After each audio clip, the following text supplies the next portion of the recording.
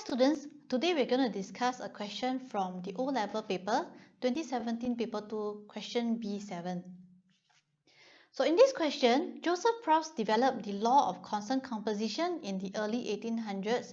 He noticed that if different masses of metals were heated in air to constant mass, the increase in mass was proportional to the mass of each metal used. His law states that all samples of a particular chemical compound have the same elemental composition by mass.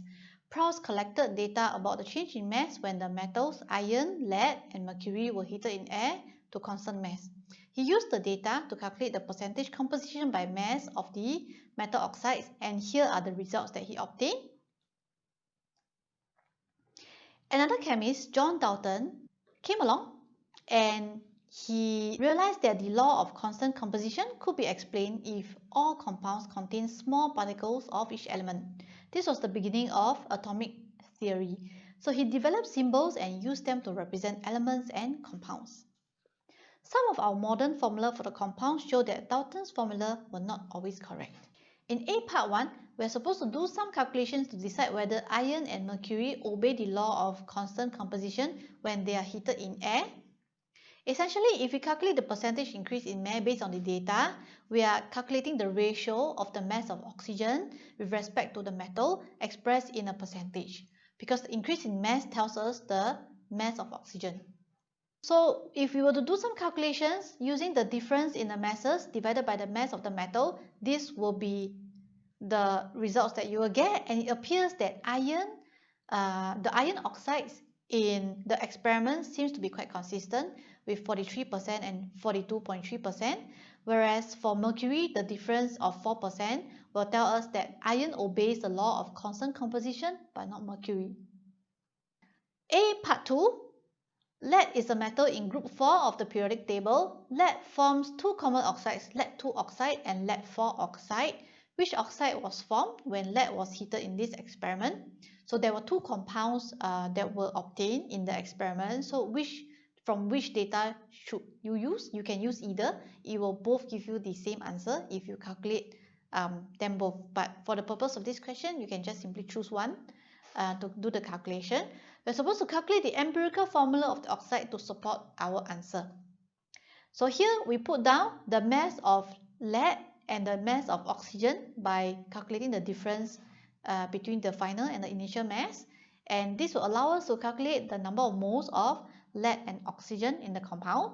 So if we use mass over the relative atomic mass of lead, the number of moles of lead in this oxide is 0.121, and if you do the same for the mass of oxygen divided by the relative atomic mass of oxygen, you will have 0.119 moles.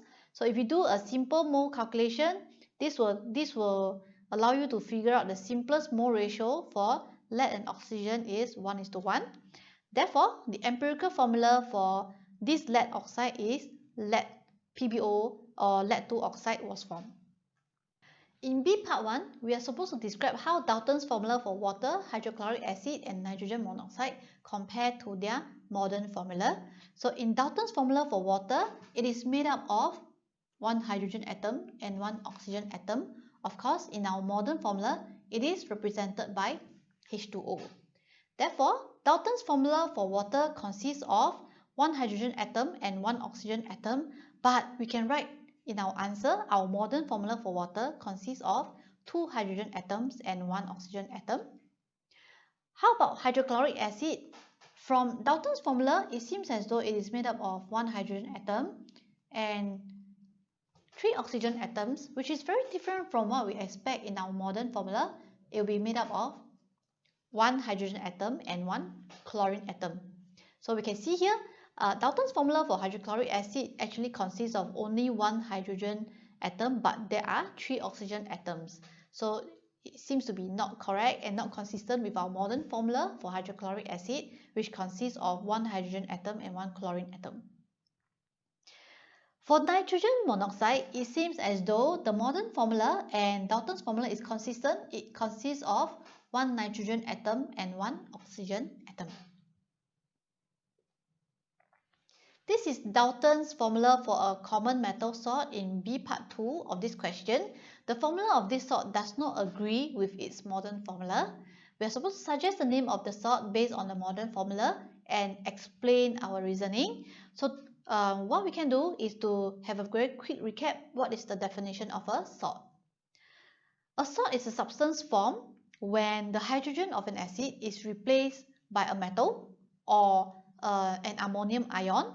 So for this Dalton's formula for the salt, this portion seems to be represented by HCl in the modern formula, but of course we know he meant this to mean HCl because in the previous part, HCl is represented by this, and for this particular portion it is represented by sodium. So if I were to suggest the name of this salt, I will suggest the name of this salt as sodium chloride, because sodium chloride is the salt formed when the hydrogen portion of HCl is replaced by sodium metal. So how should you phrase your answer for the reason? You can just simply mention in Dalton's formula, it consists of a hydrochloric acid as well as a sodium atom. Therefore, the salt formed from hydrochloric acid is sodium chloride when the sodium metal replaces the hydrogen portion of hydrochloric acid.